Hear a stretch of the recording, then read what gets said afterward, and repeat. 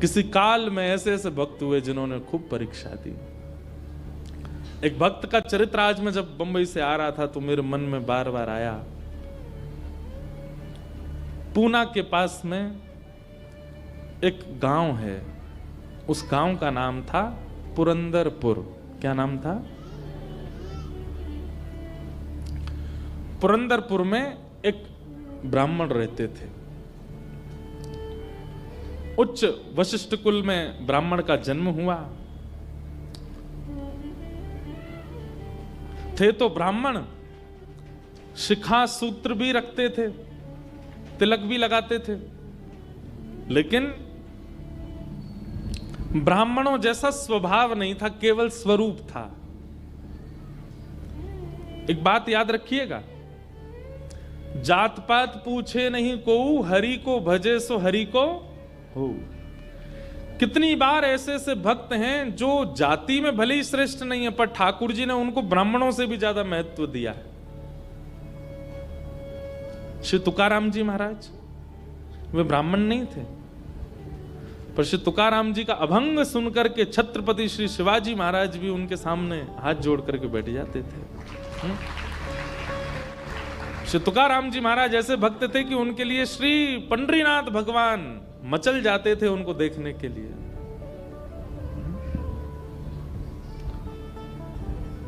चोखो मेला पंढरपुर के पास भक्त हुए, उनका चरित्र मैंने कहा है।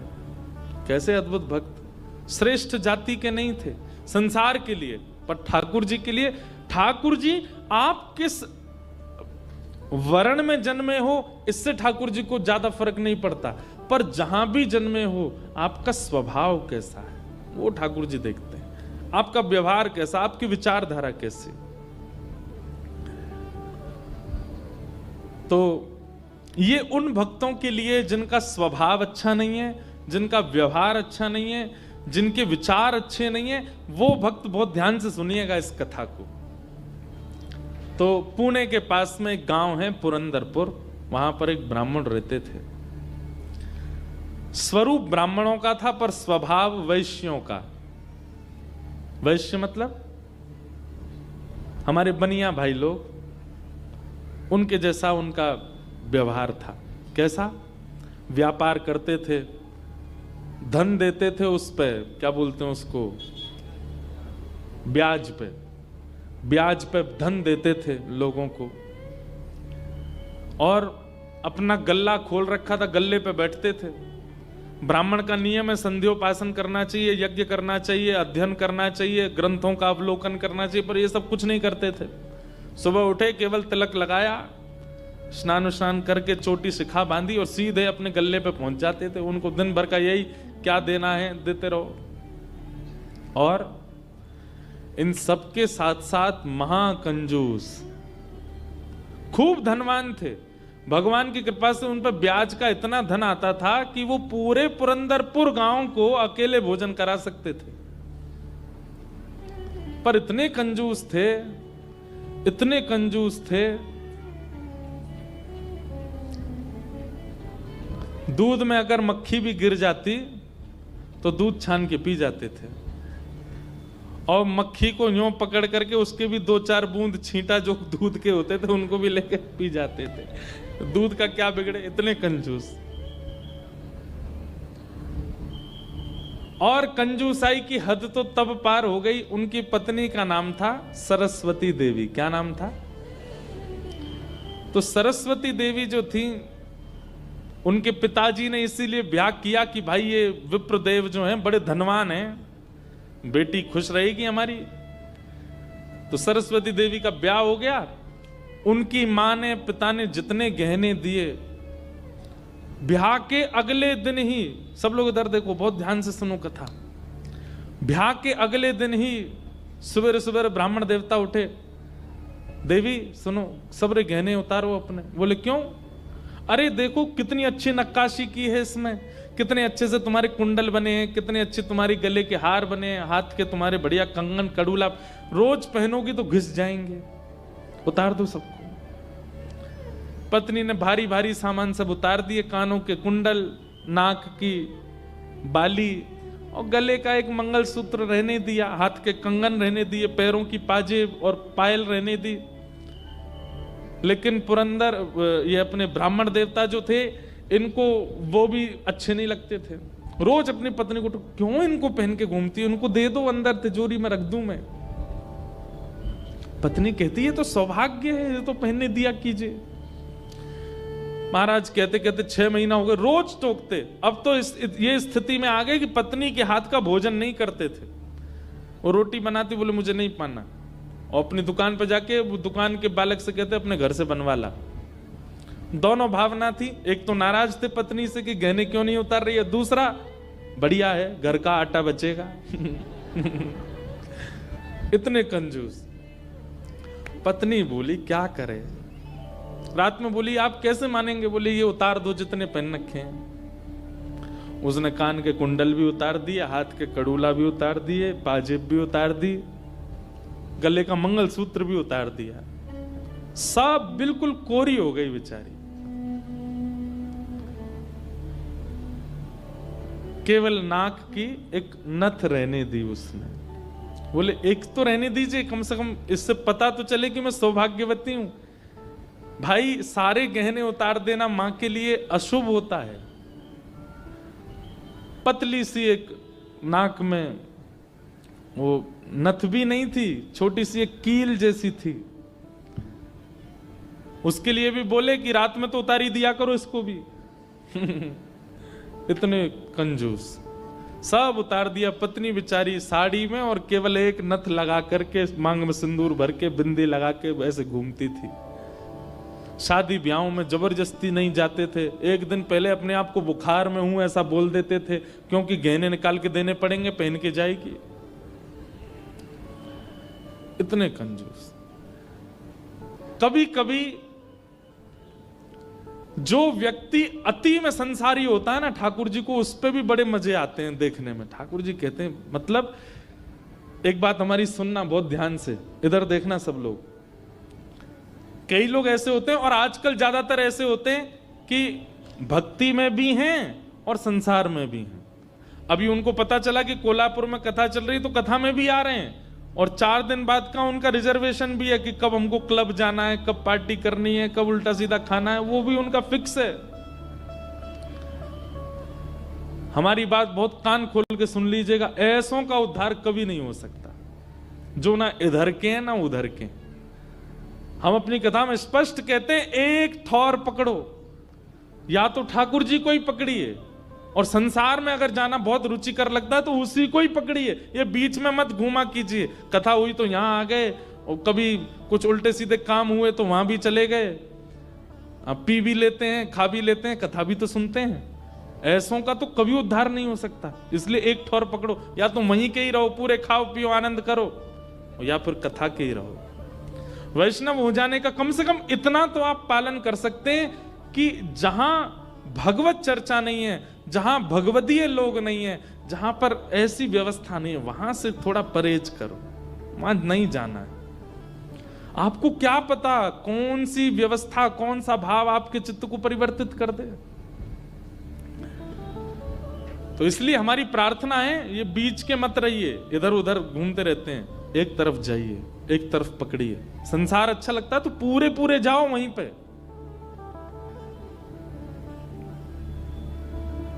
तो कभी कभी ठाकुर जी पूरे पूरे संसारियों पे भी ठाकुर जी रीझ जाते हैं। ठाकुर जी बोले, भाई ये ब्राह्मण देवता बड़ा बहुत अच्छा लग रहा हमको।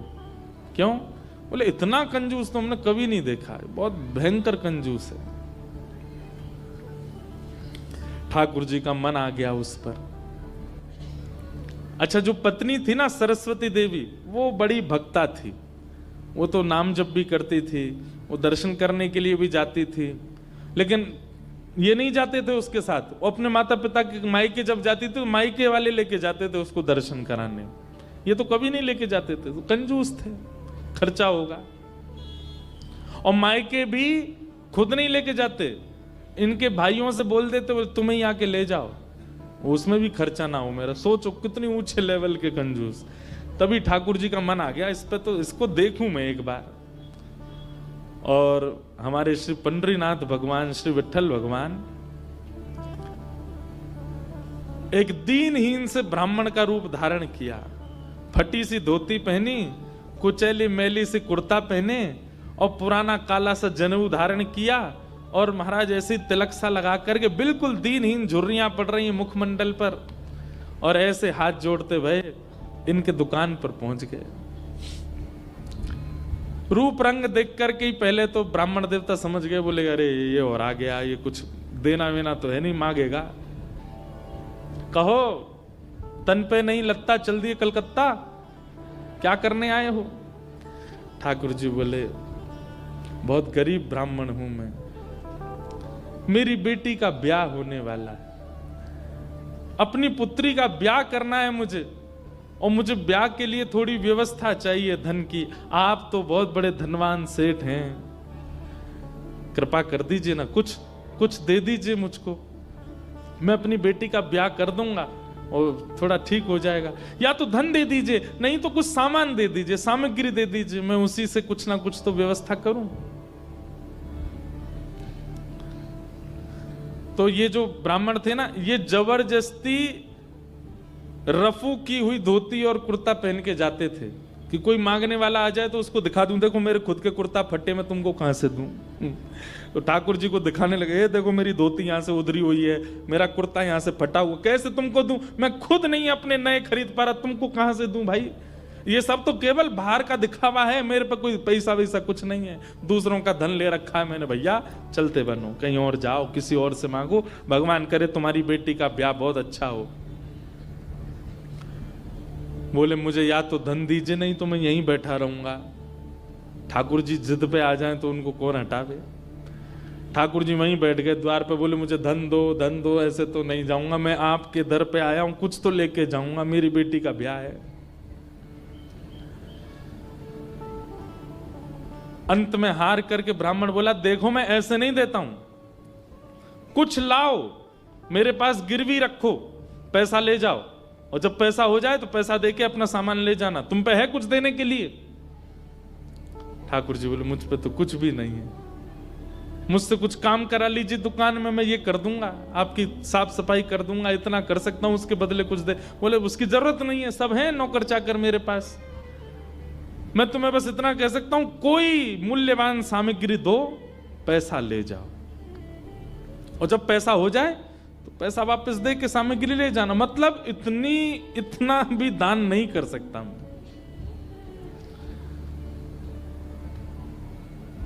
ठाकुर जी बोले ठीक है, मैं जाता हूं, कुछ ढूंढ के लाता हूं। ठाकुर जी भी इतने खेलते हैं, ठाकुर जी जैसा खिलाड़ी नहीं है दुनिया में, इतना बड़ा खिलाड़ी कोई नहीं हो सकता। ठाकुर जी गए उस ब्राह्मण देवता के घर, और घर जाकर के द्वार पे खड़े होकर रोने लगे। इतना रोए, भीतर से सरस्वती देवी निकल के आई। अरे अरे अरे अरे ब्राह्मण देवता, आप इतना रो क्यों रहे हैं, क्या बात है?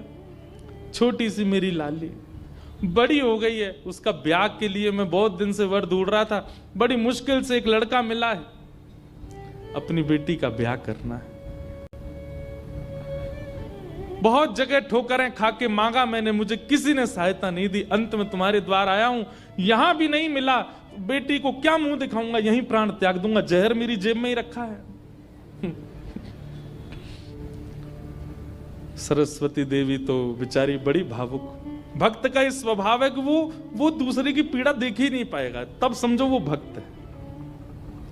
जो दूसरे की पीड़ा देख ले और देख करके भी बिल्कुल उसका मन घबराए ना, मन बिल्कुल नेत्र सजल ना हो, समझना उसमें भक्ति भाव उचित है नहीं। सरस्वती देवी तो रोने लगी, आंखें लाल पड़ गई।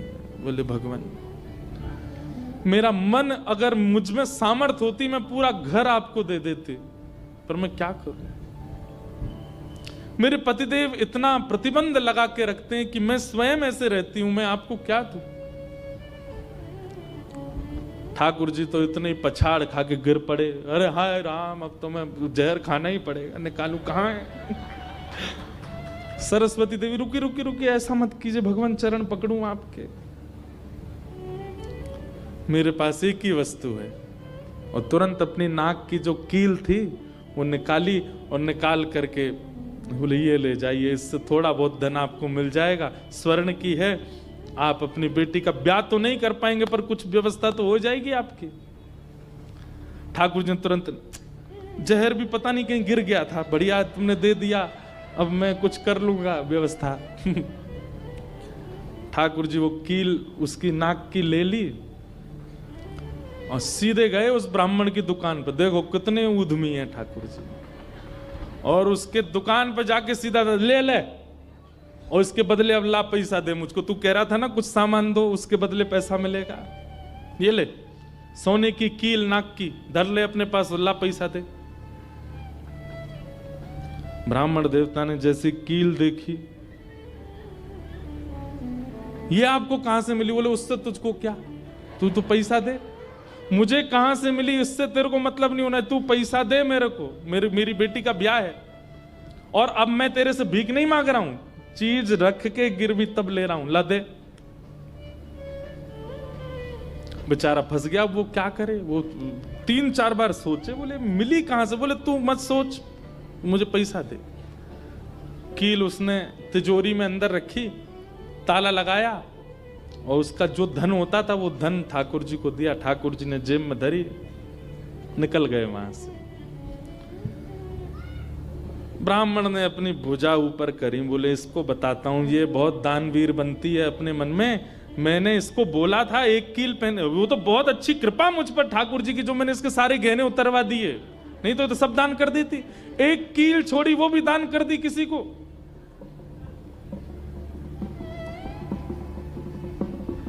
पहुंच गए। अब यहां वो ब्राह्मण जा ही रहा था अपने घर, उससे पहले दुकान का जो मुनीम था वो बेचारा सरस्वती देवी को बहुत मानता था, कभी कभी सहायता कर देती होंगी उसकी। वो सेठ जी से, इनसे ब्राह्मण देवता से पहले ही दौड़ के गया और जाके बोला, मैया आज बचो आप। बोले क्यों, आपने कोई कील दी थी किसी को? बोले हाँ दी तो थी, एक ब्राह्मण के ब्याह के लिए दे दी थी। क्या हो गया? उसने जाके वो आपके पतिदेव को ही दिया और बदले में ले गया पैसा। सरस्वती देवी, हाय नाथ अब नहीं बचूंगी, वो तो बहुत डांटेंगे। बोले वो आ रहे हैं, दुकान बंद कर दी उन्होंने, वो सीधे धोती चढ़ाए ऊपर चले आ रहे हैं सीधे, आप बचो। सरस्वती देवी बोली कहां जाऊं? हे पांडुरंगा, हे विठलनाथ, हे मेरे प्राणनाथ, मेरी रक्षा करो। ये कैसा नियम आपने, मेरे आज जीवन में पहली बार तो कुछ दान किया, वो भी एक ब्राह्मण बेचारा अपनी हत्या करने पर तुला था तो मैंने किया। ये कैसा आपने खेल किया ठाकुर जी, कैसे भी मेरे पति को रोको। लेकिन इतनी डरती थी अपने पति से, इतनी व्याकुल हो गई, तुरंत विष ले लिया और बोली कि मैं उनका क्रोध नहीं सह पाऊंगी, उनकी मार पिटाई डांट नहीं सह सकती, उससे अच्छा तो मैं प्राण त्याग दूं अपने।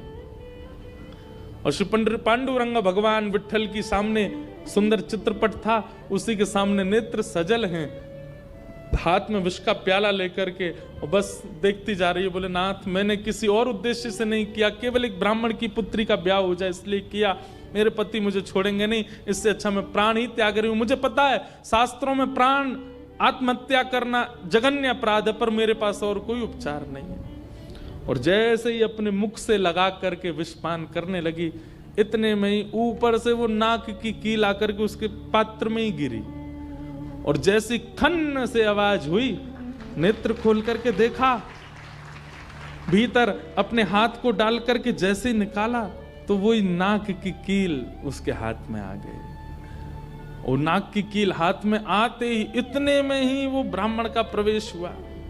प्रवेश होते ही उसने भीतर से किवाड़ लगाई, ढूंढने लगा कहां है, कोई साधन मिले इसको बताता हूं। पत्नी सामने खड़ी थी, कहिए कहिए, आज कुछ कहूंगा नहीं, आज तो करूंगा, तू बता, तैने किसी को दान कैसे किया बिना मुझसे पूछे? तू क्या दान किया? तेरी नाक की कील कहां है बता? पत्नी ने अपना हाथ आगे किया, ये रे। उस ब्राह्मण ने जाकर के कील उठाई तेरे पास कहां से आई? बोले मेरे पास ही थी। नहीं, ये तेरे पास नहीं है, ये तो मेरे पास वहां रखी है तिजोरी में भीतर, चाबी मेरी यहां डली हुई है, तेरे पास कहां से आई? बोले मेरे पास ही है, अब बहुत दिन से पहनी हुई थी, साफ करने के लिए उतारी थी थोड़ी सी। ऐसा हो ही नहीं सकता है, मैंने इसके बदले मूल्य दिया है एक ब्राह्मण को, और ये मेरी तिजोरी में रखी है, चाबी मेरे पास है। तो रुक, अभी रुक, मैं अभी जाता हूं। और कील अपने संगी लेके गया। गए, जाकर के दुकान खोली, चाबी लगा करके खोली तिजोरी, जैसी खोल करके देखा उसमें वो कील थी नहीं, वो हाथ में थी। ब्राह्मण बोला ये कोई स्वप्न नहीं है, ये कोई अचंबा नहीं है, ये कुछ और है। नेत्र सजल हो गए, दौड़ करके घर आया। बोले मुझे सच बताओ क्या हुआ? पत्नी बोली सच बताऊं? बोले हाँ, मैंने ही ब्राह्मण को दी थी। हाँ, वो ब्राह्मण वृद्ध सा, उसके कुर्ते फटे थे, उसकी धोती उधरी सी थी। बोले हाँ, उसी को दी थी, वो मुझे दे के गया था और मैंने ये तिजोरी में रखी, तो फिर तेरे पास आई कैसे? बोले मुझे जब पता चला कि आप क्रोध करके आएंगे और मेरे को बहुत सुनाएंगे, डांटेंगे, मारेंगे, तो मैंने सोचा कि मैं इससे अच्छा तो अपने प्राण त्याग दूं। और मैं पांडुरंग के सामने रोते हुए विष लेकर के हाथ में पीने को हुई, इतने में ही आपका घुसना हुआ और ऊपर ना जाने कहां से वो नाक की कील आकर के इसमें गिर पड़ी। ये किसी और ने नहीं, और वो ब्राह्मण कोई और नहीं, साक्षात पांडुरंगा ही थे, वही आए थे, वही आए थे, वही ये सारी लीला करके गए हैं। मैंने जीवन भर भजन किया, जीवन भर विचार किया, दान करूं, पुण्य करूं, सत्कर्म करूं, यज्ञ करूं, पर आपने मुझे कभी अनुमति नहीं दी। अरे दुनिया के लोग कमाते हैं और दान करते हैं, पर हम कितने भाग्यशाली हैं कि स्वयं पांडुरंगा आए और आकर के हमारे कमाए गए धन को स्वयं लेकर के दान करवा के गए, ब्राह्मण बन के स्वयं अपने हाथ में लेकर के गए। ये आप पर और मुझ पर कृपा है। उसी समय ब्राह्मण ने मन में सोचा, मैंने जीवन में एक कार्य भी अच्छा नहीं किया, मैंने जीवन में एक कृत्य भी ऐसा नहीं किया जिससे ठाकुर जी मुझसे प्रसन्न हो, लेकिन मैं इतना अधम, इतना पापी, इतना दुष्ट, इतना अयोग्य, फिर भी मुझे ठाकुर जी ने इस योग्य समझा। और योग्य क्या समझा? मेरी दुकान पर आकर के ठाकुर जी याचना कर रहे थे कि मैं कुछ दे दूं।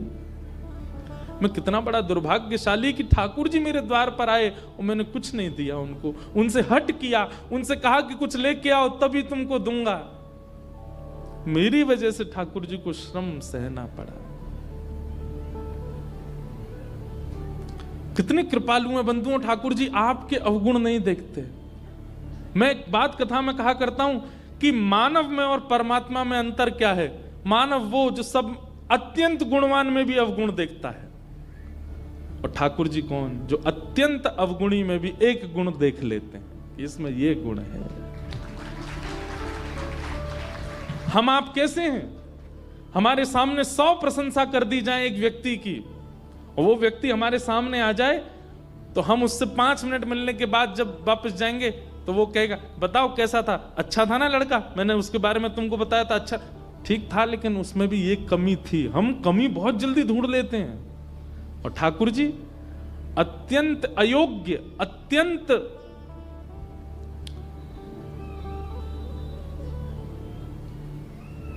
विचलित व्यक्ति में भी एक गुण खोज लेते हैं, इसीलिए वो ठाकुर जी। उसी समय उस ब्राह्मण देवता ने विचार किया कि अब किसके लिए जीना है।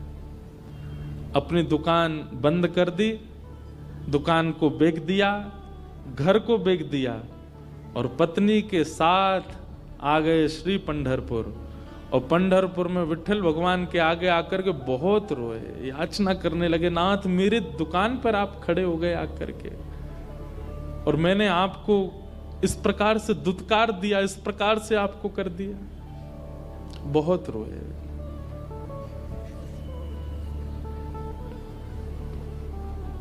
आहा,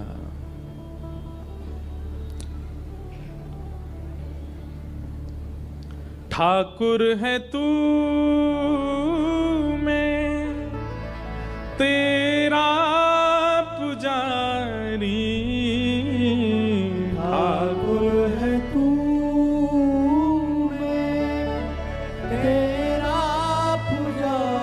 सब लोग पुकारो। ठाकुर है तू मैं तेरा पुजारी, ठाकुर है तू मैं तेरा पुजारी, तेरा खेल हूँ मैं तू मेरा खिलाड़ी, तेरा खेल हूँ मैं तू मेरा खिलाड़ी। हे नाथ, ये तो उल्टा हो गया। आप खिलाड़ी हैं और मैं खेल हूं, आपको मुझसे खेलना चाहिए, पर मेरे द्वार पर आकर के आप मांगते रहे और मैं मना करता रहा। मैंने गलत किया ना। और तब से उन्होंने पंढरपुर निवास कर दिया, सब छोड़ करके केवल पांडुरंग भगवान के सामने बैठ के कीर्तन गाते। उन्हीं का नाम फिर हो गया भक्त पुरंदर। बोलो भक्तराज पुरंदर की। इसीलिए कहते पुरंदराचा विठ्ठल, क्योंकि पुरंदरपुर के रहने वाले थे, इसलिए उनका नाम पुरंदर हुआ। और ठाकुर जी के आगे गा रहे हैं, मेरा नाथ तू है, मेरा नाथ तू है, नहीं मैं अकेला, मेरे साथ तू है, ओ मेरा नाथ तू है, मेरा नाथ तू नहीं मैं अकेला, मेरे साथ तू है, मेरा नाथ तू है, मेरा नाथ तू है, नहीं मैं अकेला, मेरे साथ तू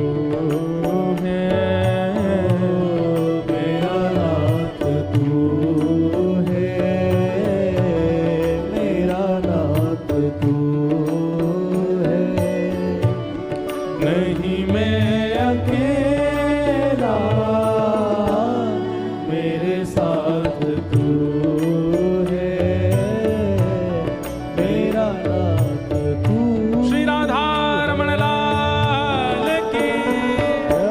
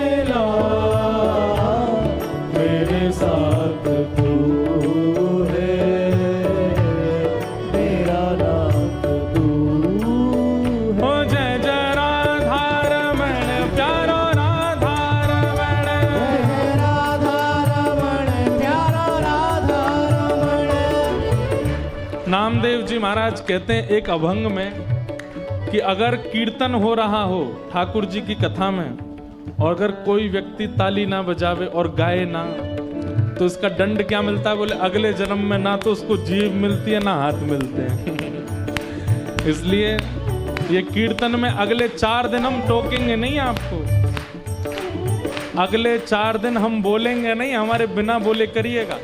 और आपकी जिम्मेवारी है, जो ताली ना बजावे और जो ना गावे उसको बोलना भाई अगले साल, सॉरी अगले जन्म में ऐसे ही बोलना पड़ेगा आपको। इसलिए जीभ मिली है, इसका उपयोग करो। हाथ मिले हैं, दोनों भुजा उठा करके ओ जय जय राधा रमण प्यारो राधा रमण, जय जय राधा रमण प्यारो राधा रमण, जय जय राधा रमण प्यारो राधा रमण, जय जय राधा रमण प्यारो राधा रमण, ओ विठ्ठल नाथ रमण प्यारो नाथ ओ रमण, विठ्ठलनाथ रमण प्यारो नाथ रमण, विठ्ठल नाथ रमण प्यारो नाथ रमण, विठ्ठलनाथ रमण प्यारो नाथ रमण, ओ जय जय राधा रमण प्यारो राधा रमण, जय जय राधा रमण प्यारो राधा रमण, ओ जय जय राधा रमण प्यारो राधा रमण, जय जय राधा रमण प्यारो राधा रमण, ओ विठ्ठल माझा माझा मी विठ्ठलाचा, विठ्ठल माझा माझा मी विठ्ठलाचा, विठ्ठल माझा माझा मी विठ्ठलाचा, ओ विठ्ठल माझा माझा मी विठ्ठलाचा, हे विठ्ठल माझा विठ्ठल माझा, विठ्ठल माझा मी विठ्ठलाचा, विठ्ठल माझा विठ्ठल माझा, विठ्ठल माझा मी विठ्ठलाचा, हे विठ्ठल माझा विठ्ठल माझा, विठ्ठल माझा मी विठ्ठलाचा, ओ विठ्ठल माझा विठ्ठल माझा, विठ्ठल माझा मी गाइए, विठ्ठलाचा, हे विठ्ठल माझा माझा मी विठ्ठलाचा, ओ विठ्ठल माझा माझा मी विठ्ठलाचा, हे विठ्ठल माझा माझा मी विठ्ठलाचा, ओ विठ्ठल माझा माझा मी विठ्ठलाचा, ओ विठ्ठल माझा माझा मी विठ्ठलाचा, ओ विठ्ठल माझा माझा मी विठ्ठलाचा, हा विठ्ठल माझा माझा मी विठ्ठलाचा, ओ विठ्ठल माझा माझा मी विठ्ठलाचा, हे विठ्ठल माझा माझा मी विठ्ठलाचा, विठ्ठल माझा माझा मी विठ्ठलाचा, विठ्ठल माझा माझा मी विठ्ठलाचा। विठ्ठल माझा माझा मी विठ्ठलाचा, देखो हम एक बात अभी भुसावल में कह रहे थे कि हम उत्तर भारत वाले ऐसे नाचते हैं, महाराष्ट्र वालों को तो ऐसे नाचना चाहिए। आपके यहाँ तो ठाकुर जी ऐसे हैं ना, ओ विठ्ठल माझा माझा मी विठ्ठलाचा, विठ्ठल माझा माझा मी विठ्ठलाचा, विठ्ठल माझा माझा मी विठ्ठलाचा, विठ्ठल माझा माझा मी विठ्ठलाचा, हे विठ्ठल माझा विठ्ठल माझा, विठ्ठल माझा मी विठ्ठलाचा, ओ विठ्ठल माझा विठ्ठल माझा, विठ्ठल माझा मी विठ्ठलाचा, हे विठ्ठल माझा विठ्ठल माझा, विठ्ठल माझा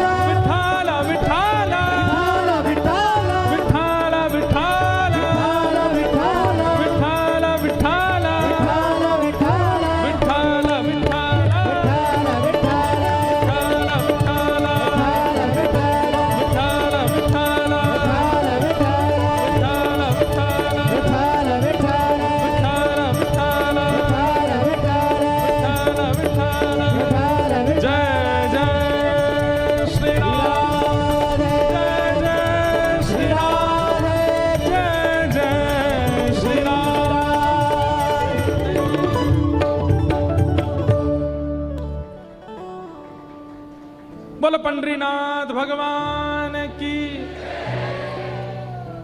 ऐसे ठाकुर जी ने पुरंदर को स्वीकार किया और उनका नाम पड़ गया पुरंदर दास। क्या नाम पड़ा? क्योंकि वो पुरंदरपुर के निवासी, इसलिए उनका मूल नाम तो कुछ और ही था, पर उनको सब पुरंदर दास कहते थे। श्री पुरंदर दास जी,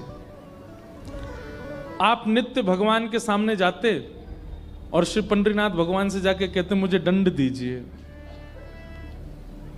कोई भक्त ठाकुर जी से कह सकता है मुझे दंड दो, भैया नहीं ठीक करो इसको? कोई कह सकता है? कोई नहीं। हम लोग तो केवल ठाकुर जी से सुख की कामना करने वाले लोग हैं, कभी ठाकुर जी से कष्ट नहीं मांग सकते।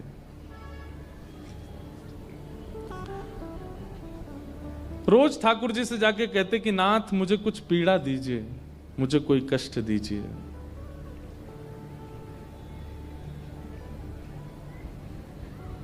कोई कष्ट दो, कोई पीड़ा दो। एक दिन ठाकुर जी पुरंदर दास के स्वप्न में आए और स्वप्न में आकर के बोले, रोज मांगते हो कष्ट दो कष्ट दो, क्या कष्ट दें? बोले बस दे दीजिए जो उचित लगे, मुझे एक दंड भोगना है।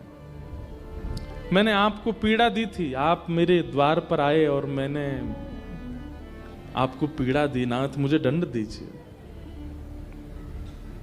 ठाकुर जी बोले तो फिर तुमको एक ही दंड है। बोले क्या? भारत में जितने तीर्थ हैं सबका दर्शन करने जाओ और सब जगह जाकर के जैसे हमारे सामने पद गाते हो वैसे सारे ठाकुरों के पद बना बना करके गाओ, सबको सुना के आओ। तो श्री पुरंदर दास जी अपनी पत्नी सहित भारत भ्रमण पर निकले। जितने तीर्थ हैं भारत के सब जगह गए, सब जगह दर्शन करके आए।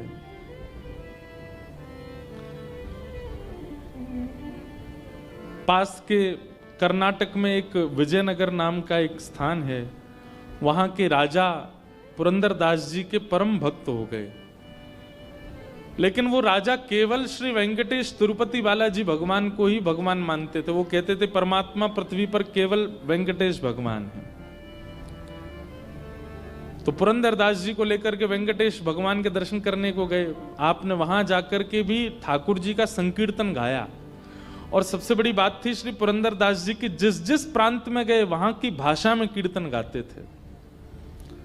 कर्नाटका में, मलयालम में, कन्नड़ में, तेलुगु में, मराठी में, बंगला में, उड़िया में, सारे भाषाओं में आपने मतलब कैसा दंड भोगा इन्होंने कि ऐसे नहीं ठाकुर जी ने कह दी तीर्थ चले जाओ तो सबरे तीर्थ घूम आए एक साथ ही। उस तीर्थ में जाते, वहां तीर्थ में जाके वहां की जो भाषा है उस भाषा को सीखते और फिर उस भाषा को सीख के वहां की भाषा में एक पद बनाते, पद ठाकुर जी को निवेदित करके तब अगले तीर्थ में जाते। ऐसे श्री पुरंदर दास जी ने अपने दंड को स्वीकार किया। कितनी बड़ी बात है। हमारे यहां कैसा होता है, समझ में आए बात तो ताली बजाओ, नहीं तो सुन लो। हमारे यहां कैसा होता है कि हमें अगर माता पिता दंड देते हैं हम उसमें भी ये सोचते हैं कि इसमें और क्या छूट मिल सकती है हमें। बच्चों को कई बार स्कूल में पनिशमेंट मिलता है, चलो हाथ खड़े करके बाहर चले जाओ। टीचर को लगता है बाहर भेज देना बहुत घातक है, इस बच्चे को थोड़ी अंदर फील होगी कि मुझे क्लास से बाहर कर दिया, पर बाहर जाके बच्चा बड़ा खुश होता है, वो हाथ नीचे और कर लेता है और कभी यूं से यूं कर लेगा, ऐसे से ऐसे कर लेगा। हमको भी खूब पनिशमेंट मिले ना स्कूल में। क्लास में खड़े रखना वो ज्यादा घातक है क्योंकि हाथ नीचे होता है तो टीचर चिल्लाते हैं सीधे करो। इससे बढ़िया तो बाहर भेज दे, बढ़िया है, नज़ारा दिखता रहता है, ठंडी हवा लगती रहती है, आने जाने वाले बच्चों से थोड़ी बातचीत भी हो जाती है। हम लोग कैसे दंड लेते हैं?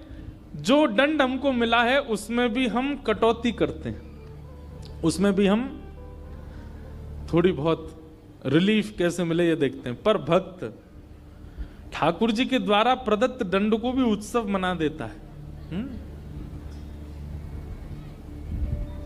पुरंदर दास जी ने उस दंड को उत्सव मना दिया।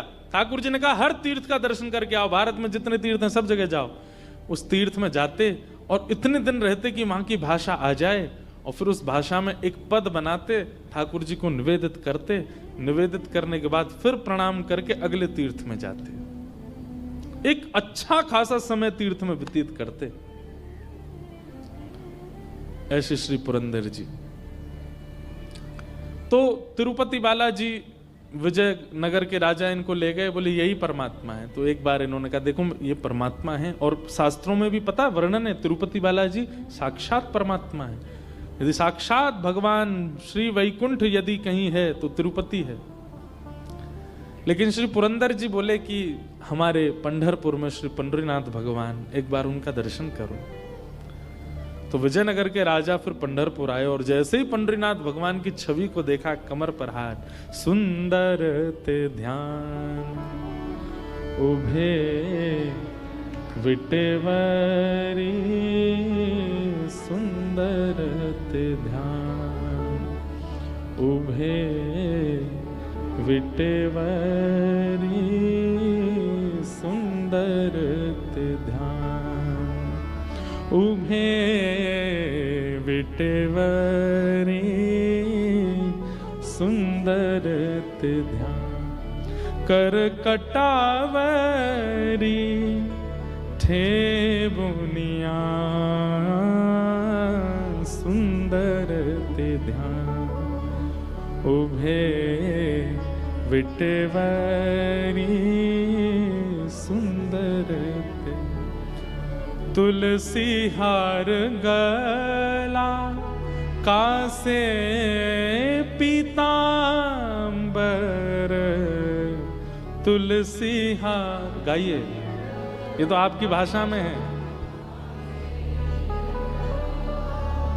हरी मैया ऐसे गा रहे हैं जैसे आज एकादशी है आप लोगों की है। भाई हम वृंदावन के मराठी में गा सकते हैं, आप तो महाराष्ट्र के हो, क्यों नहीं गा रहे हो? कैसे हैं ठाकुर जी?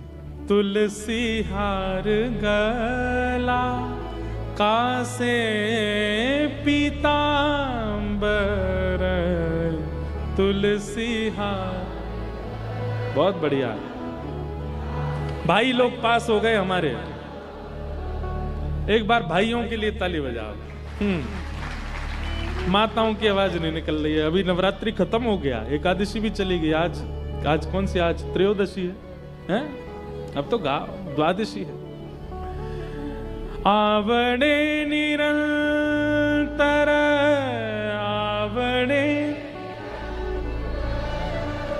तेची रूप, सुंदर ते ध्यान उभे विटेवरी, सुंदर ते ध्यान हे उभे विटेवरी, सुंदर ते ध्यान। मकर कुंडले तलपति श्रवणे, मकर कुंडले तलपति, कंठी कौस्तुभ, कंठी कौस्तुभ मणि विराजित, सुंदर ते ध्यान उभे विटेवरी, सुंदर। तुका मणे माझे हेची सर्व सुख, तुका मणे माझे हेची सर्व सुख, पाहिन श्रीमुख, पाहिन श्रीमुख आवणिने, सुंदर ते ध्यान उभे विटेवरी, सुंदर ते ध्यान। आपको बताऊं, हम तो अपना काम पूरा कर रहे हैं। जैसे पुरंदर जिस नगर के ठाकुर जी के दर्शन करने जाते हैं उसी प्रांत की भाषा में कीर्तन कर देते हैं। हम जगन्नाथपुरी जाते तो हम उड़िया में कीर्तन सुनाए आते ठाकुर जी को। महाराष्ट्र आए तो अब यहाँ मराठी में गा देंगे। अभी हम गुजरात जा रहे हैं, यहाँ से कथा करें, वहाँ गुजराती में गाएंगे। हम तो पुरंदर दास की तरह अपनी लीला कर रहे हैं पूरी। आप सोचो, महाराष्ट्र में रह के मराठी नहीं गा रहे हो, लेकिन आप सब जब गा रहे थे ना, एक एक रोमा खड़ा हो रहा था। गाया कीजिए। देखो, दुनिया के लिए नहीं गाना है, दुनिया के लिए नहीं नाचना है, दुनिया के लिए ना रोना है, दुनिया के लिए ना चलना है, दुनिया के लिए ना सजना है, ना संवरना है। ये सारे गुण केवल ठाकुर जी के लिए करना। गाना भी उन्हीं के लिए, नाचना भी उन्हीं के लिए, हंसना भी उन्हीं के लिए, हंसाना भी उन्हीं के लिए, सजना भी उन्हीं के लिए, सब कुछ उन्हीं के लिए करो। यही भक्त का स्वरूप होता है। विजयनगर के राजा ने जैसे ही पंडरीनाथ भगवान का दर्शन किया, आहा, वो तो मोहित हो गया। वो कहते हैं फिर लीला हुई, ठाकुर जी फिर कुछ दिन विजयनगर में विराजे उस राजा के सुख के लिए। कथा है उसमें, और गुरुजनों से सुन के फिर सुनाऊंगा उसको। तो पुरंदर दास सारे नगरों में जाते और सब प्रांतों में, तीर्थों में जाकर के वहां के ठाकुर जी का कीर्तन गा करके उनको आनंदित कर देते। अब ऐसा होने लगा कि पुरंदर दास जैसे ही प्रवेश करते थे मंदिर में,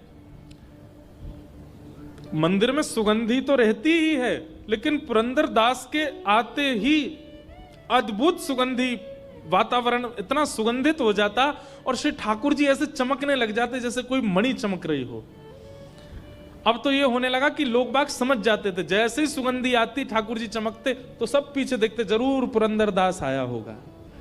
उसको देखने के लिए ठाकुर जी लालायित रहते थे। ये वही हैं, 1 रुपया 1 कील के पीछे वो कर दिया था। ठाकुर जी को जिस पर कृपा करनी होती है, वो कितना भी अधम हो, अधम को भी अपना परम भक्त बना लेते हैं। बस कृपा होनी चाहिए। अब इसमें एक बात आएगी तो आप लोग कहीं ये सोचने लग जाओ हम भी कंजूस हो जाएं, हम पे भी हो जाए कृपा। आपने कथा सुन ली, अब नहीं होगा ये काम। नहीं सुनी होती और आप कंजूस स्वाभाविक होते तो कुछ होता भी। अब सुनकर के अगर दोष उत्पन्न करने जाओगे तो मार और पड़ेगी ठाकुर जी से, नहीं होगी कृपा। तो कहीं इससे आप प्रेरित मत हो जाना कि पुरंदर दास पर भी तो कितनी कृपा। दूसरी बात, पुरंदर दास भले कंजूस था, पर उनकी धर्म पत्नी, वो तो भक्त थी ना, उसकी कृपा से उसको ठाकुर जी मिल गए। भाई देखो, पाणी ग्रहण संस्कार ब्याह होता है ना, वो पत्नी का नाम पाप पत्नी नहीं है, भोग पत्नी नहीं, उसका नाम ही है धर्म पत्नी। वो जो भी धर्म करेगी, अगर चाहेगी तो आपका कल्याण होगा उससे। इसलिए भैया रोज हाथ जोड़ा करो इनके आगे, थोड़ा बहुत हमको भी दे देना अपना पुण्य। वैसे पत्नियां अपने लिए करती नहीं है, करती अपने पति बच्चों के लिए, वो अपने लिए करती कहां है। दुनिया में जितने भी पुरुष सर्वश्रेष्ठ हो रहे हैं वो सब अपनी पत्नी की कृपा से ही हो रहे हैं। और इसका प्रमाण लक्ष्मी जी, इन्हीं की कृपा से ये इतने पूज रहे हैं पूरी दुनिया में। पत्नी का बहुत बड़ा रोल होता है पति को कुछ बनाने में। तो अब पुरंदर दास की बड़ी ख्याति हो गई पूरे पंढरपुर में। या तो भीड़ पंडरीनाथ जी के दर्शन करने को होती है या पुरंदर के दर्शन करने को होती है। लोग उनका कीर्तन सुनने जाते थे, बैठते थे। वैष्णव को चाहिए, अगर बहुत मान सम्मान प्रतिष्ठा मिलने लग जाए तो प्रतिष्ठा देने वाले को रोक तो नहीं सकते, पर हाथ जोड़ करके उसी समय नेत्र बंद करके ध्यान करे कि हे नाथ, मैं इस लायक नहीं हूं, ये सब आपकी कृपा है, ये आपका ही है। ठाकुर जी बोले अब थोड़ी सी और परीक्षा ली जाए पुरंदर दास की। पहले तो इसको हमने अत्यंत कंजूस से अपना दास बना लिया, अब ये दास बन गया है, अब इसका मन कैसा, इसकी थोड़ी परीक्षा ली जाए। तो पंढरपुर में एक नृत्यांगना थी, एक नृत्य करने वाली, बहुत अच्छा नृत्य करती थी वो। उसका नृत्य देखने के लिए बड़े बड़े दूर से लोग और कुछ मन चले लोग ही जाते हैं देखने के लिए। लेकिन वो थी तो नृत्यांगना, अपना जीवन यापन करने के लिए नृत्य करती थी, पर श्री पंडरीनाथ भगवान से बहुत प्रेम करती थी, भक्त थी। लेकिन मजबूरी में उसको ऐसा करना पड़ता था क्योंकि घर चलाना है। ऐसी थी कि उसके मन में ये भावना आती थी, वो जब लोगों को सामने देखती थी और जब उसकी वाहवाही करते थे ना लोग, हा क्या नाचती हो तुम, क्या बढ़िया, लोग उस पर धन लुटाते थे, तो वो उस समय नेत्र बंद करके सोचती कभी पंडरीनाथ मेरे सामने ऐसे बैठे हों और मैं उनको नृत्य करके रिझाऊं, उनके सामने नाचूं, कभी मेरे नाथ मेरे नृत्य देखने के लिए आवे। और वो रोज पंढरपुर जाती, पंडरीनाथ विठल भगवान का दर्शन करके उनसे यही प्रार्थना की कि कभी आप मेरा नृत्य देखने आओ। वैसे है वो पवित्र नृत्य तो नहीं है, लेकिन नाथ मेरा भाव बहुत पवित्र है, कभी मेरे नृत्य में आप पधारो। तो पंडरीनाथ के पास में बहुत लंबा निमंत्रण था, बहुत दिनों से निमंत्रण था। ठाकुर जी बोले भाई ये रोज हमको निमंत्रण देके जाती है, एक दिन चलें इसके नृत्य में, थोड़ा देख के आवे। ठाकुर जी बोले ऐसे गए तो हो गया काम, क्या करें। तो बैठे बैठे ठाकुर जी बोले ओहो, इस नृत्यांगना का निमंत्रण है बहुत दिनों से और पुरंदर दास की हमको परीक्षा भी लेनी है। तो ठाकुर जी ने पुरंदर दास का ही रूप धारण किया और पुरंदर दास का रूप धारण करके उस नृत्यांगना का नृत्य देखने गए ठाकुर जी। महाराज जैसे ही पुरंदर दास का उस सभा में प्रवेश हुआ, सब हक्का बक्का रह गए और सबके मुंह पे आता, अरे ये पुरंदर दास यहां। औरों की तो चले क्या, वो नृत्यांगना भी रुक गई, पुरंदर दास आए नृत्य देखने। आए तो जो खा पी रहे थे लोग वो सब सतर्क हो गए, सब सम्मान करते थे उनका, थोड़े दूर खड़े हो गए, सब हाथ जोड़ करके सबने मुंह पोंछा, अपने हाथ वाथ धो लिए, भैया पुरंदर दास आए, कुछ कहने आए होंगे। नृत्यांगना भी रुक गई एक कोने में जाकर के, बोले ये क्यों आए, कुछ समाचार देने आए, कुछ कहने आए, उपदेश करने आए, कीर्तन सुनाने क्यों आए हैं। पुरंदरदास बोले कहाँ बैठते हैं लोग, अच्छा इनमें बैठते हैं। तुरंत एक मसनद ली, उस पर ऐसे हाँ नाचो, तुम नाचती क्यों नहीं, हम तुम्हारा नृत्य देखने आए। और वहां सब लोग राम राम राम राम, सुबह भक्ति करता है, मंदिर में जाके करताल बजाता है, मंजीरा पीटता है, पता नृत्य देखने आया। लेकिन वो नृत्यांगना जो थी ना, उसके नेत्र सजल हो गए। बोले हरि तो नहीं आए लेकिन हरिजन आए हैं, ये जरूर मेरे पंडरीनाथ ने भेजे होंगे। एक बात कहें भैया, हरि यदि प्रसन्न हो गए तो हरि प्रसन्न हो तो वैकुंठ देत। हरि अगर प्रसन्न होंगे तो वैकुंठ देंगे, लेकिन हरिजन यदि प्रसन्न हो गए तो वो तो हरि को ही दे देंगे आपको। इसलिए हरि प्रसन्न हो इसकी ज्यादा इच्छा मत रखो, हरिजन प्रसन्न हो, हरि के भक्त प्रसन्न हो। नृत्यांगना तो नेत्र सजल हो गए उसके और वो नृत्य करने लगी और ये भावना करने लगी कि ये हरिजन नहीं, साक्षात मेरे विठ्ठल आए हैं आज मेरा नृत्य देखने। वो स्वयं तो नहीं आएंगे, इसलिए पुरंदर दास को भेज दिया है। भावना बहुत ऊंची चीज है बंधुओं, आज इसी भाव से कथा का प्रारंभ किया, तो भावना करना प्रारंभ कीजिए। और नृत्यांगना ने ऐसा नृत्य किया, बहुत सुव्यवस्थित किया, उसमें कुछ किसी भी प्रकार का ओछापन नहीं था नृत्य में, बहुत अच्छा नृत्य किया। और नृत्य करके जब नृत्य में द्रुत गति उसने पकड़ी, पुरंदर दास तो ताली बजाने लगे, पुरंदर दास भी नृत्य करने लगे। अब संग वाले कहे राम राम राम, ये तो क्या जमाना आ गया, कलयुग, घोर कलयुग आ गया है। लोग बाग तो चिढ़ने वाले तो सबके होते हैं भाई, किसी जिसका सम्मान बहुत होता है ना, जिसके बहुत प्रेम करने वाले होते हैं, उससे प्रेम करने वालों से ज्यादा चिढ़ने वाले होते हैं। अब तो वही सब जो पहले से वहां बैठे थे वो दौड़ दौड़ करके गए और नगर के लोगों को निमंत्रण, आओ आओ आओ दिखाएं, तुमको दिखाएं, देखो वहां नृत्यांगना का नृत्य देखने कौन आया। और वहां लोग पहले तो अरे नहीं ऐसी जगह हम नहीं जाएंगे। अरे तुम नहीं जाओगे, तुम जिसका सत्संग सुनते हो वो पुरंदर दास बैठा है वहां पे, चलो देखो। सब जाकर के देखें पुरंदर दास को, तो अरे राम ये बैठे यहां पर नृत्य देख रहे हैं। पूरे नगर में हवा की तरह बात फैल गई। कथा के बड़े बड़े पोस्टर लगा दो तो भी आदमी 8:30 के बाद ही आएगा। और कहीं ऐसे कृत्य चलते हो, कहीं तमाशा चल रहा हो, कहीं पर उल्टे सीधे कृत्य चल रहे हो, बिना निमंत्रण के लोग पहुंच जाते हैं, बिना पोस्टर के लोग पहुंच जाते हैं। जगह नहीं बचती महाराज, तिल नहीं रखा जाएगा वहां पे, और अड़मड़ के लोग पहुंचते हैं। और बुरा नहीं मानिएगा, माताओं की संख्या सत्संग में ज्यादा, भाइयों की संख्या ऐसी जगह पे ज्यादा होती है, सबसे ज्यादा वहीं पहुंचेंगे। दुर्भाग्य। एक पद मुझे याद तो आ रहा है पर अभी नहीं गाऊंगा, थोड़ी देर में सुनाता हूं। कबीरदास जी का पद मुझे याद दिला देना, कबीरदास जी का पद गाना है, गाऊंगा। तो सब लोग देखने लगे। पुरंदर दास जी बोले वाह वाह वाह वाह, आनंद आ गया, क्या नृत्य किया तुमने, मैं कुछ देना चाहता हूं, कुछ है नहीं मेरे पास, क्या करूं। तो अपना सोने का कड़ूला उतार करके और उसको दे दिया, लो तुम्हारा, और दे करके चले गए। लोग बाग क्या कहें, अरे राम कितना गलत हुआ। लेकिन वो कड़ूला पुरंदर दास का नहीं था, श्री विट्ठल भगवान का था।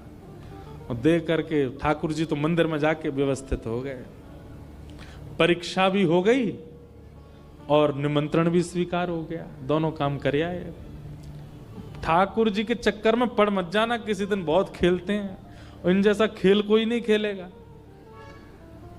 प्रार्थना तो करना कि एक बार तो खेल के दिखाओ, ठाकुर जी कैसे कहो, ऐसा खेलेंगे महाराज।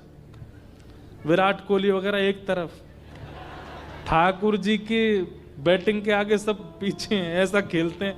अब स्वयं जाकर के रुक्मणी जी से बोले आहा अब बढ़िया नींद आएगी हमको। क्यों? बोले बहुत दिन से बुला रही थी, उसके यहाँ भी हुआ है, वो पुरंदर दास के हमको मन की स्थिति पहचाननी है, वो काम भी कर आए। रुक्मणी जी बोली ऐसा क्या किया? बोले रोहन दो, सूर्योदय होते ही पता चलेगा। दूसरे दिन सूर्योदय हुआ। अब क्या था कि लोग बाग बातें तो बना रहे थे पुरंदर दास की, लेकिन कोई कहीं बड़ी जगह से उछले तो इस पर थोड़ा रोष दिखाया जाए। उस समय फोन तो होते नहीं थे, किसी ने वीडियो बना के वायरल कर दी हो। अब सब आंखों से देखी जिनकी थी वो थी। सब प्रतीक्षा कर रहे हैं बात। आज पुरंदर दास जी अपने घर से निकले, जो प्रणाम करने वाले थे वो भी कह रहे थे पुरंदर दास बोले भाई रामकृष्ण हरि। तो पुरंदर दास बोले ऐसा क्या हो गया भाई, आज ये रामकृष्ण हरि भी नहीं बोल रहा कोई हमसे। लेकिन किसी ने कोई एक्शन नहीं लिया, सब बस उनको नजरअंदाज कर रहे थे। पुरंदर दास बोले होगी कोई बात। अब बात कहां से हुई कि मंदिर जैसे खुला, ठाकुर जी का श्रृंगार हुआ, एक हाथ का कड़ूला नहीं है ठाकुर जी का। पुजारियों ने सारी तिजोरियां देख ली, गर्भगृह पूरा छान मारा, कहीं भी ठाकुर जी का कड़ूला नहीं मिला। अब ये बात निकल के मंदिर से बाहर आई, पूरे नगर में हल्ला हो गया, भैया ठाकुर जी का कड़ूला खो गया है, चोर है कोई, नगर के सारी नाकाबंदी कर दो, बाहर कोई निकलने ना पाए। अगर चोर कहीं भाग गया होगा तो बाहर ढूंढेंगे, अगर अभी भी नगर में तो कहीं भागने ना पाए और सबकी तलाशी ली जाए। कड़ूला चोरी होने की खबर जैसे ही लोगों तक पहुंची तो जो लोग रात में नृत्य में थे वो सब मंदिर पहुंच गए। वैसे कभी मंदिर नहीं जाते थे, आज पहुंच गए।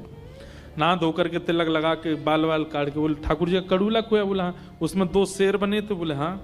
उसमें कुछ ऐसा? बोले हाँ। अरे ये तो कल रात में पुरंदर दास पहन के घूम रहा था। बोले पुरंदर दास वो तो परम भक्त है भगवान। अरे भक्त, गली गली के आदमी से पूछ लो कैसा भक्त है वो, हमने अपनी आंखों से देखा कल उसको।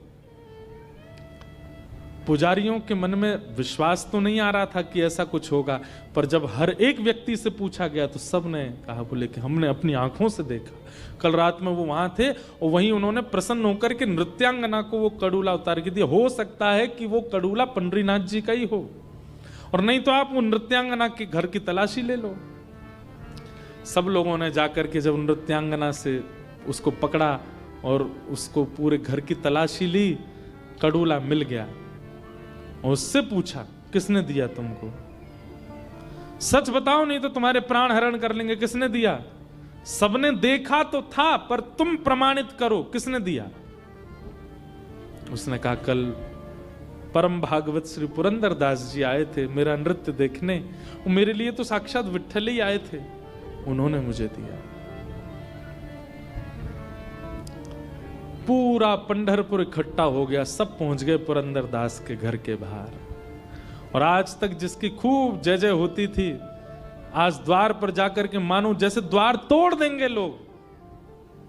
पहले से ही सब खुंदस में बैठे थे कि ये नृत्यांगना के यहां जाते हैं और फिर चोरी भी करते हैं। एक साथ इतने सारे इल्जाम लग गए। पुरंदरदास निकल करके आए तो किसी ने भी कुछ पूछा नहीं, उनके गलेवान पकड़ा और खींच करके ले गए। बोले, ढोंगी पाखंडी नाटक करता है ठाकुर जी के आगे। तेरे पूर्व के किस्से सुने हमने, तू कितना बड़ा कंजूस था, और तू यहां आकर के अपने उन पुराने उन भावों को धोने के लिए यहां पर आकर के बहुत बड़े बड़े कीर्तन करने लग रहा है। और श्री ठाकुर जी के मंदिर के बाहर के एक स्तंभ से उनको बांध दिया, और बांध करके एक एक व्यक्ति आता है और एक एक हाथ देता है। पुरंदरदास कह रहे हैं, मेरा दोष क्या है ये तो बता दो।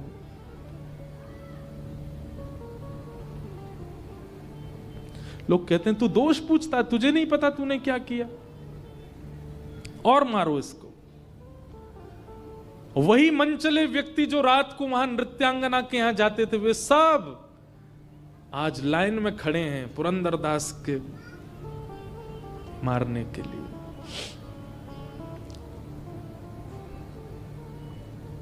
रुक्मणी जी बोली, विठोबा ये क्या हो रहा है? ठाकुर जी बोले, मुझे पीड़ा तो है, पर मुझे ये परीक्षा लेनी है थोड़ी सी, ताकि भक्तों को पता चले कि मेरे वैष्णव कैसे होते हैं। रुक्मणी बोले, आप इतने निष्ठुर कैसे होते? बोले, निष्ठुरता नहीं, पुरंदर के हृदय में झांक करके देखो, वो जिस अवस्था में है, जिस स्थिति में है, ऐसी स्थिति में अगर कोई व्यक्ति आएगा तो उसके मन में क्या आएगा? रुक्मणी जी बोले, उसके मन में यही आएगा कि मेरा दोष क्या है, मेरे पाप क्या है, मेरे अवगुण क्या है, मैंने ऐसा क्या किया जो मेरे साथ ऐसा व्यवहार किया जा रहा है, वो यही सोचेगा। रुक्मणी ठाकुर जी बोले, रुक्मणी एक बार पुरंदर के हृदय में झांक करके देखो कि उसके मन में क्या चल रहा है। लोग बाग बारी बारी से आकर के पुरंदरदास के ऊपर हाथ बरसा रहे हैं, और पुरंदरदास मन में पता क्या सोच रहे हैं, मेरा क्या अपराध था? ओ, ठाकुर जी ने मुझे तीर्थ यात्रा पर भेजा था ना, जरूर मैं तीर्थों में गया था, तो वहां मेरे से हो सकता है कुछ अपराध भोजन का हो गया होगा, किसी वहां के वैष्णव को मैंने पीड़ा दे दी होगी, किसी से ऊंची आवाज में बोल गया होऊंगा, या मैंने किसी प्रकार का कोई अपराध तीर्थों में किया होगा। भाई शास्त्र कहते हैं, अन्य क्षेत्रे कृतम पापम तीर्थ क्षेत्रे विनश्यति, और तीर्थ क्षेत्रे कृतम पापम वज्रलेपो भविष्यति। आप पूरी दुनिया में कोई भी पाप करोगे, तीर्थ में जाने से आपका वो पाप नष्ट हो जाता है, पर तीर्थ में यदि कोई पाप आपसे हो गया तो वो तो पत्थर की लकीर है, उसको कोई नष्ट नहीं कर सकता। अगर जगन्नाथपुरी, बद्रीनाथ, द्वारिका में आपने कोई पाप किया, पत्थर की लकीर है, वो तो आपको भोगना ही पड़ेगा, वो मिटेगा नहीं। तुरंत ये बात सोच करके और पुरंदर हंसने लगे, बोले, वाह वाह, जय हो विट्ठल भगवान, तुम्हारी जय हो। मैंने तीर्थों में पाप किए थे और मेरे वो पाप पत्थर की लकीर हो गए, तो आपको चिंता हो गई कि मेरे पुरंदर दास के पाप अब पत्थर की लकीर हो गए, इनको मैं कैसे मिटाऊं। तो आपने ये योजना अपनाई कि पंढरपुर के लोगों से आज मुझे दंड दिलवा करके जो मेरे तीर्थों के पाप हैं उनको आप नष्ट कर रहे हो। ठाकुर जी मैं प्रसन्न हूं, आप जितने चाहे वैष्णवों को भेजिए, मैं सबके द्वारा दिए गए इन दंडों को स्वीकार करूंगा। ये देख करके रुक्मिणी जी के नेत्र सजल हो गए।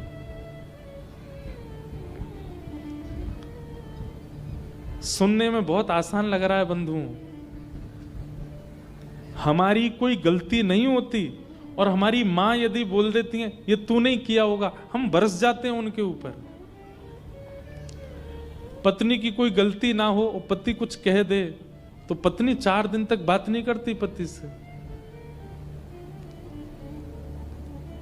हम लोग एक गलत इल्जाम हम पर लग जाए उसके लिए हम संबंध तक तोड़ने को राजी होते हैं। भाई भाई को छोड़ने को तैयार होता है, पति पत्नी एक दूसरे का त्याग कर देते हैं, बच्चे माता पिता का त्याग कर देते हैं।